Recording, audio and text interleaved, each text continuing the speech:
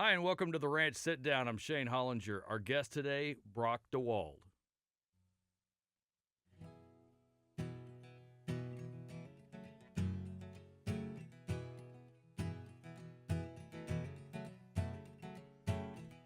This moment doesn't need much. There's magic in the air. And if I don't overthink it, I'd ask you to come over here. Let's get a little closer, just a little closer. Dance with me. We can step it fast, we can sway it slow. Dance with me. For one song or two, we can make it more. I might leave, but let's go where you wanna go. Oh, this song is your favorite. Well, honey, I didn't know. I just might sing a little bit. Please tell me if that bothers you. You sing a little too sweeter than a choir. Dance with me. We can step it fast, we can sway it slow. Dance with me. For one song or two, we can make it more. I might leave, but let's go where you wanna go. Dance with me. We can step it fast, we can sway it slow. Dance with me. For one song or two, we can make it more. I might leave, but let's go where you wanna go. We'll go where you wanna go. Very nice, very nice. Brock Dewald joining us here on the Ranch Sit Down, a local artist. Got to be really cool to be part of this Fort Worth music scene. This is an unbelievable music scene, isn't it? No doubt, no doubt. That has been something that I have just fallen in love with here recently, but over the last couple of years, some time opened up for me to jump in with both feet, and it's a space where if you give your heart into it, man, they will pour right back out, and it's been really, really good. So. Everybody champions for each other, too. That's the craziest thing about it. I mean, everybody is rooting you on. And I felt like I heard stories of friends in different communities that were saying, man, it's competitive. And there's, you gotta kind of claw and bite and, fight for your spot. And in Fort Worth, that's not what I've come across. People across all genres. It's a community, and it's really good. It really is. And I guess it is competitive in a way because there's a lot of talent here. And the hardest part is getting your name out there. That's absolutely true. Even just last night, I was at an open mic, a songwriter kind of competition watching, and I was blown away by the artists that were present last night. And I know it's a series of weeks. Yeah. And it's just, it's getting your name out there. For me, has been all about the relationship. It's really once we started to meet people face to face, and we were able to say, here's my heart story, and this is what I love to do. Then it really changed it for me into a lot more opportunity.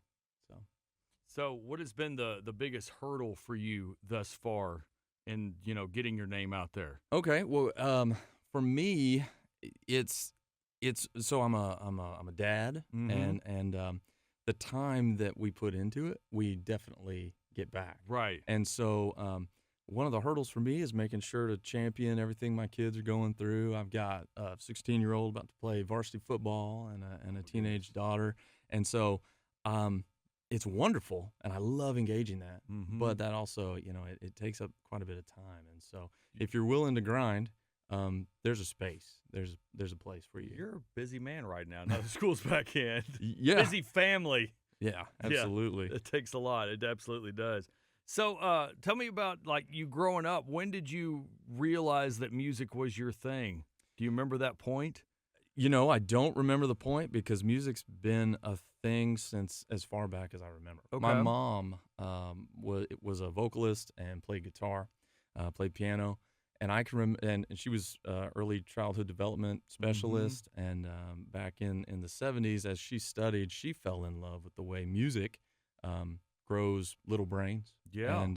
And so everything I did was singing along with my mom. And then my dad also loved music, did not quite have the ability my mom had, but loved it. And so everything, there was a soundtrack in the house all the time. That's and neat. so for me, they tell a story that at 3 years old, I was singing Silent Night for the church. I do not remember that, but they said a little choir robe and a big old microphone in my hand. And so I don't know. As far as I remember, music's been a piece of what I do. So That is wild. I guess I'm a lot like your dad. I have that passion for music, but I couldn't do it, so now I'm a DJ. There you go. Which is what every DJ is. We're just wannabe musicians. Hey, we just didn't have the talent. Hey, we all need each other because, with the DJs, we have a place to put our music. So Right? that's good. Okay, I like you. You can stay. All right. Hey, so Brock, what kind of music were you listening to growing up? Sure. Was it different than where you are now? So I think the foundation was story music. My dad listened to Marty Robbins and gunfighter ballads, as well as he had me in CCR, Creedence, the first CCR, The original CCR, yeah. early on, and the songs of Fogerty and some classic rock stuff, but also there was a lot of gospel music. My folks were big churchgoers and engaged there, and so I had a lot of opportunity to sing songs that had a lot of expression, a lot of emotion, but they were all stories, like personal stories about life and transformation or change, and so that's where I write today. I try to write in a space that is just, what am I seeing? And could I offer a little hope in some of the things that maybe aren't hopeful today? And so that's really kind of the backbone. So I got into more Americana and folk stuff over time. Okay. Maybe educated backwards, Right.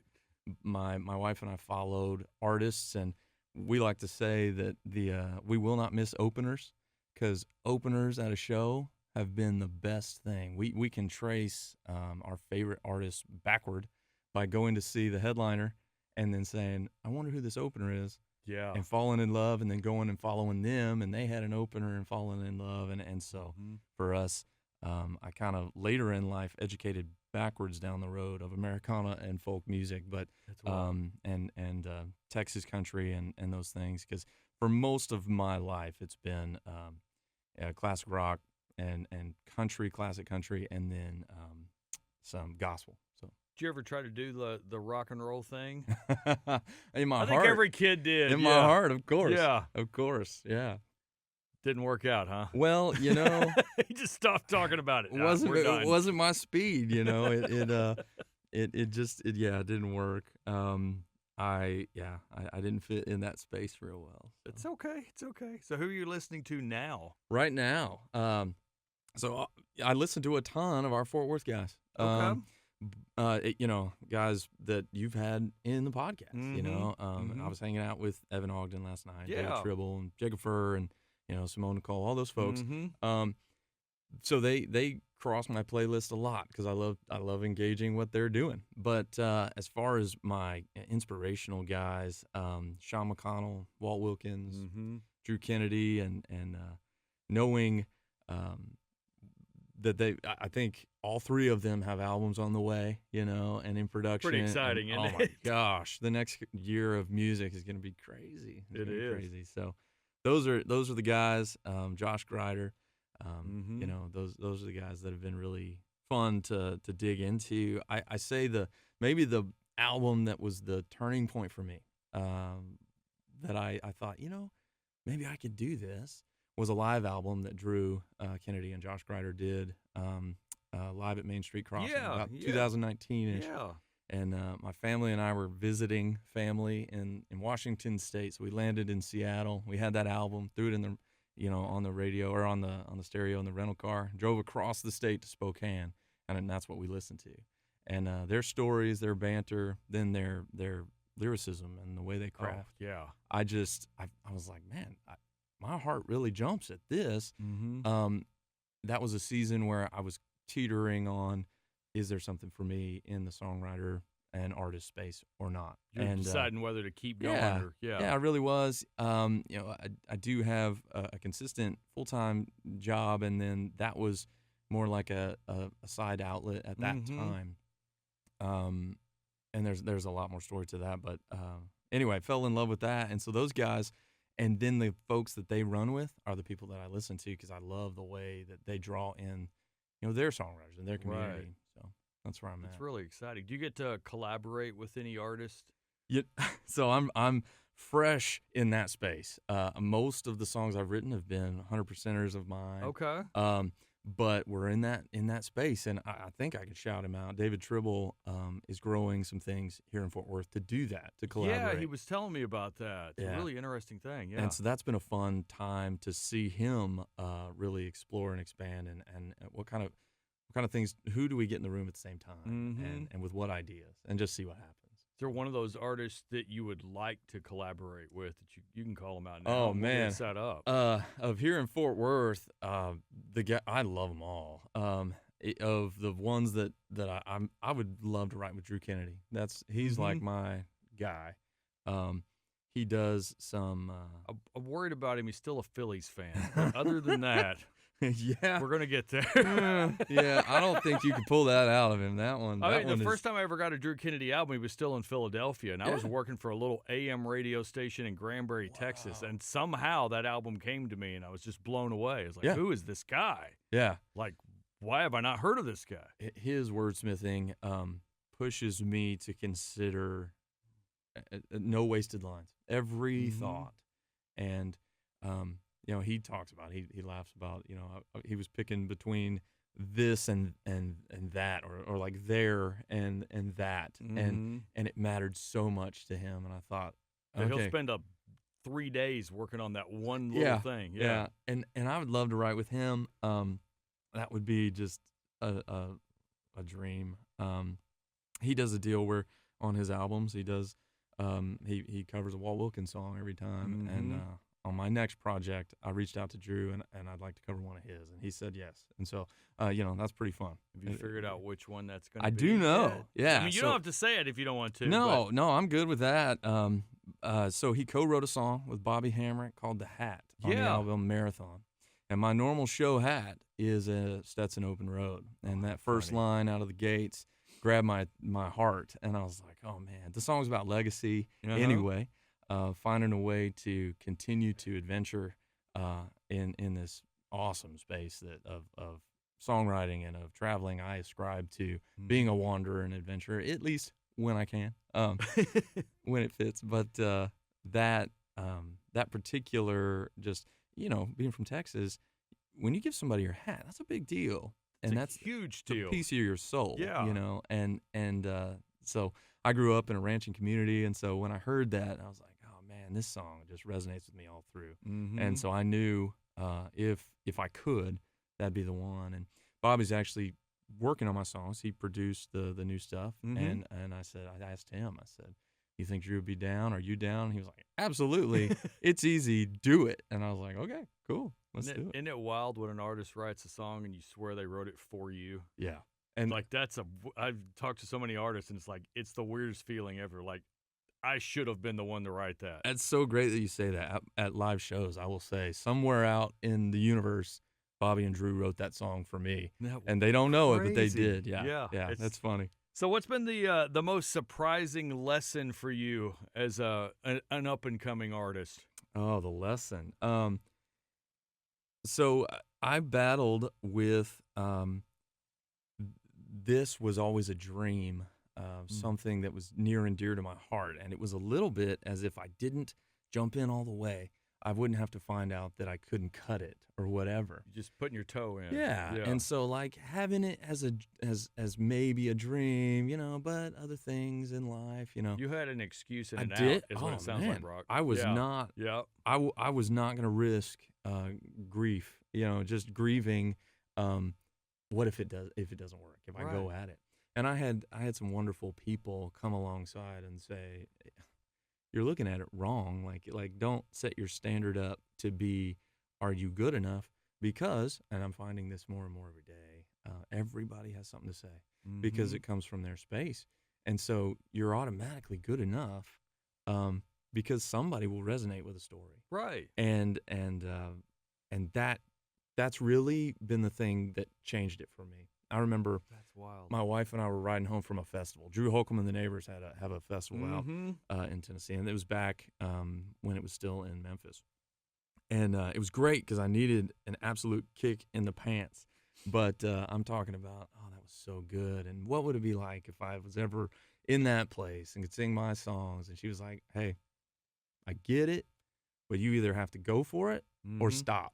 Yeah. Because it mattered to her that I could dream that still or not. Let's go dream something else, but either go for it or don't, because this has been years of you saying, what if?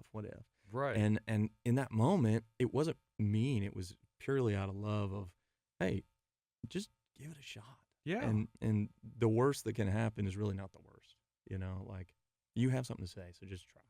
That is love and belief. Oh, what that is. That's exactly what that is. Pretty foundational. Yeah. Yeah. Yeah, and wanting to get you out of the house. Really that was mostly it. Yeah. Well, the behind the scenes. You have a show to do somewhere. Yeah. Behind the scenes, rest of the story, she books my shows, right? Right. So maybe that's the deal. You need something to do. Go. The key is the routing. Yeah. You're going to play in Abilene, and then you're going to play in Michigan, and then you're going to play in San Antonio. It's like, what? Yeah.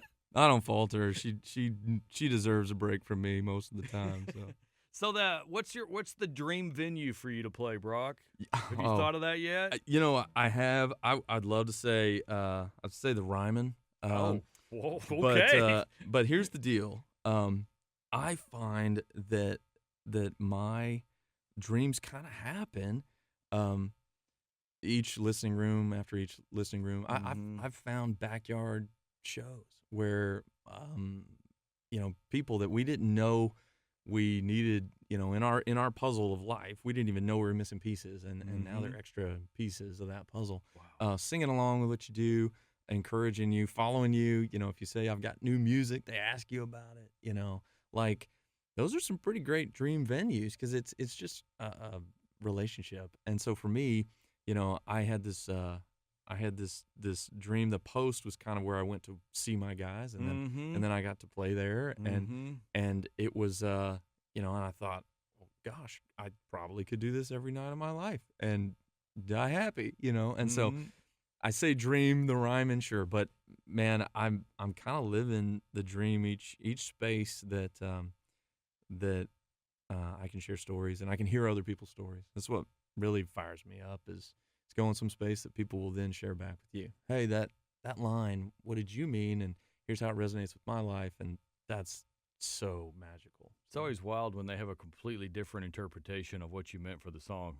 But it means so much to them. And you just got to, absolutely go with it. Yeah, and you don't correct it. No way. No, absolutely not. That's the cool part of art. Art is subjective. It is. Yep. But isn't it cool to sit there and see that person and realize, like, you did something for them.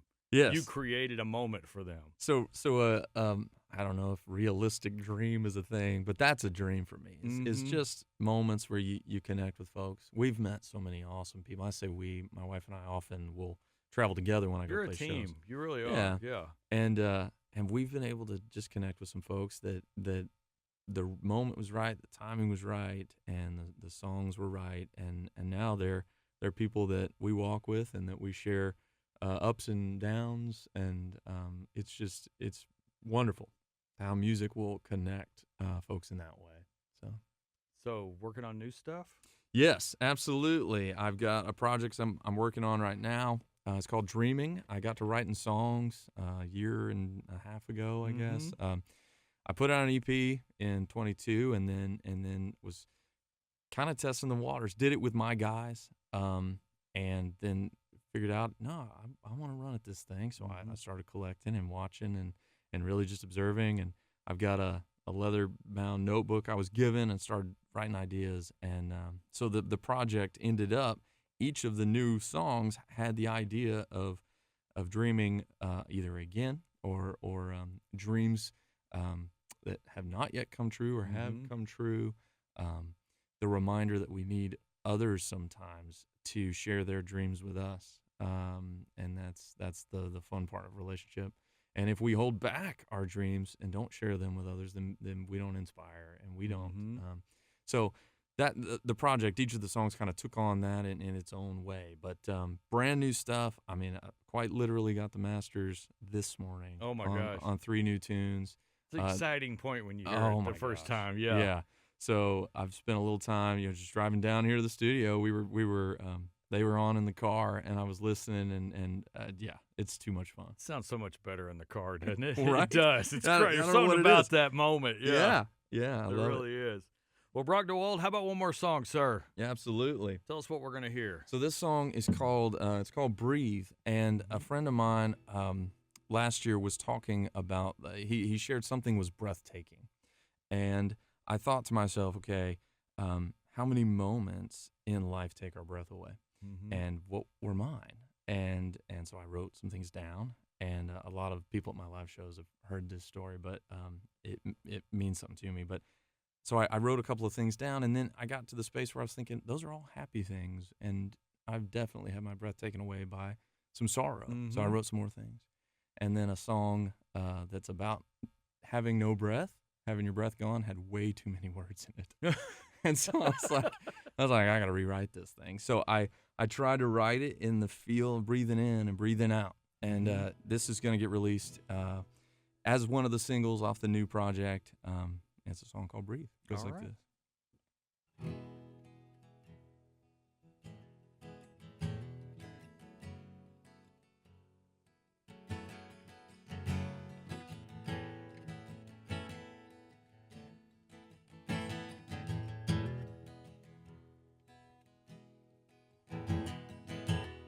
The stars are shining,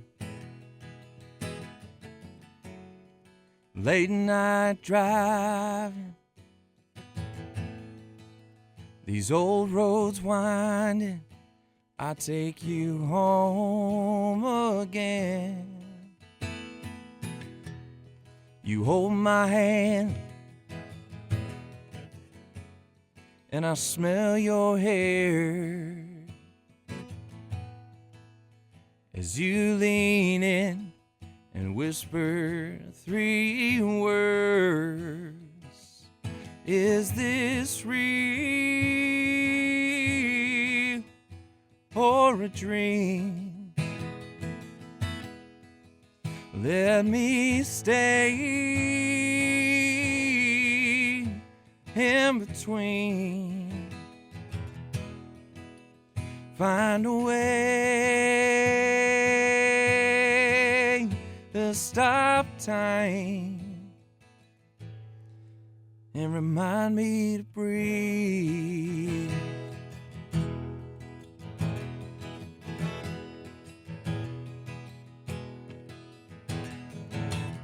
And 9 months waiting, I was serenading as that little one grows closer to my soul. His first breath, and I'm scared to death, but he knows my voice, cradled in my hands. Is this real or a dream? Let me stay in between. Find a way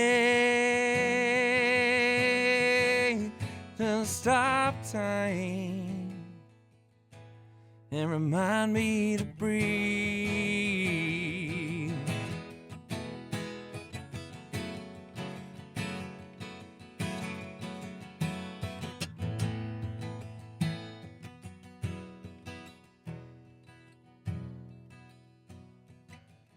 The cell phone's ringing, anticipating. The doctor's calling, tears falling down. Your body's troubled, and your mind it struggles. What is normal ever again? Is this real or a dream? Let me stay here in between. Find a way to stop time and remind me to breathe. I hold your hand and I smell your hair as you lean in and whisper 3 words. Dude, the hairs on my arm are sticking straight up. That's amazing. Thank Holy you, bro. cow. Thank you. Can't wait till you get that one out for us. I'm excited. I bet you are. You know what? I would pick up a guitar just to get that look that she gave you. I looked over at her, and I mean, just like I'm not going to tell you that's the not why I adoration started. coming from her eyes. That was incredible, man. That's a beautiful moment right there. Good. Brock good. Dewald, man, thank you so much for chatting with us. It's been an honor and a pleasure to have you in here. Thank you. Keep doing what you're doing. All in, buddy, as I Jerry appreciate Jones it. would say. There Go you all go. in, please. Hey, I think at this point, there's no turning back. I love it. Absolutely. It's a part of me now. So. It is, and thank you for being a part of the Fort Worth music scene and just making us even better. It's been family from the day one, and so they've made it so easy and so good. That's good. That's good. I told them to. All right. Brock Dewald, thank you, sir. Thank you.